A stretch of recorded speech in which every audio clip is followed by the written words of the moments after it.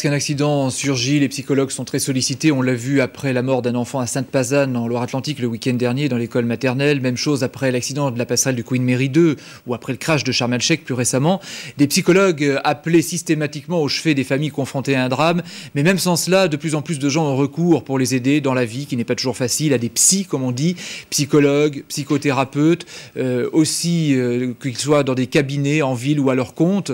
Des sénateurs ont révélé des risques de dérive et de manipulation des esprits. C'est un sujet qui soulève une polémique. D'ailleurs, l'amendement sera étudié finalement la nuit prochaine. On verra ce que ça donnera.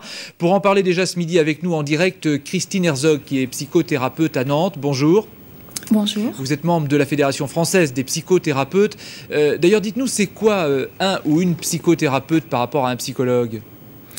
Une psychothérapeute, ou une psychanalyste, c'est une femme ou un homme qui a fait un long travail sur lui-même et qui, en fonction de ce travail et de ses connaissances aussi livresques, je dirais, mais d'abord humaines, peut exercer en fonction d'une supervision qu'elle a aussi reçue de ses pairs et d'une habilitation par ses pairs. Donc, autrement dit, il n'y a pas de conseil de l'ordre des psychothérapeutes comme ça existe pour les médecins ?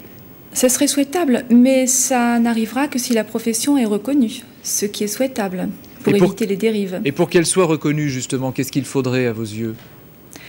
Pour qu'elle soit reconnue, il faut aussi qu'elle soit prise dans sa spécificité, à savoir qu'elle soit reconnue dans son chemin singulier, parce que ce n'est pas parce qu'on a non plus un diplôme universitaire ou un cursus universitaire qu'on est exempt de toute, de tout problème ou de toute perversité. Donc il faut reconnaître ce chemin singulier. Alors quand vous parliez de dérive par exemple, quel genre de dérive vous imaginez ou vous visez ?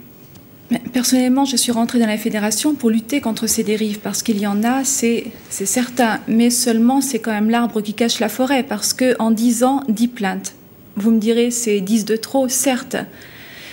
Mais à côté des dérives des psychotropes donnés aux enfants, ou la France qui est championne du monde des psychotropes, n'est-ce pas une dérive encore plus importante ? Donc il vaut mieux consulter un psychothérapeute que de prendre des médicaments, quoi.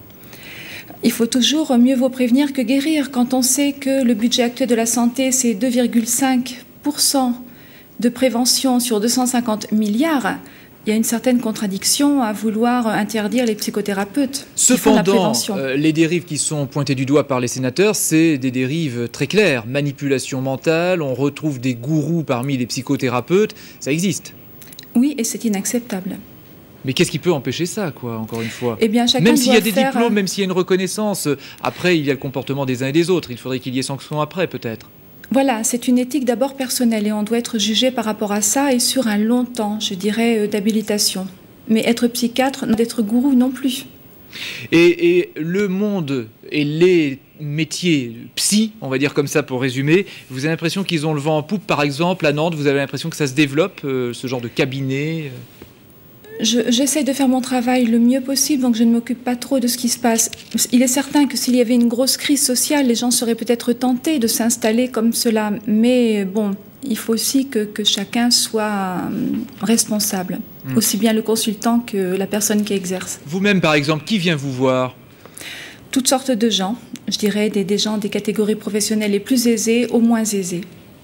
Mais dans des circonstances particulières ?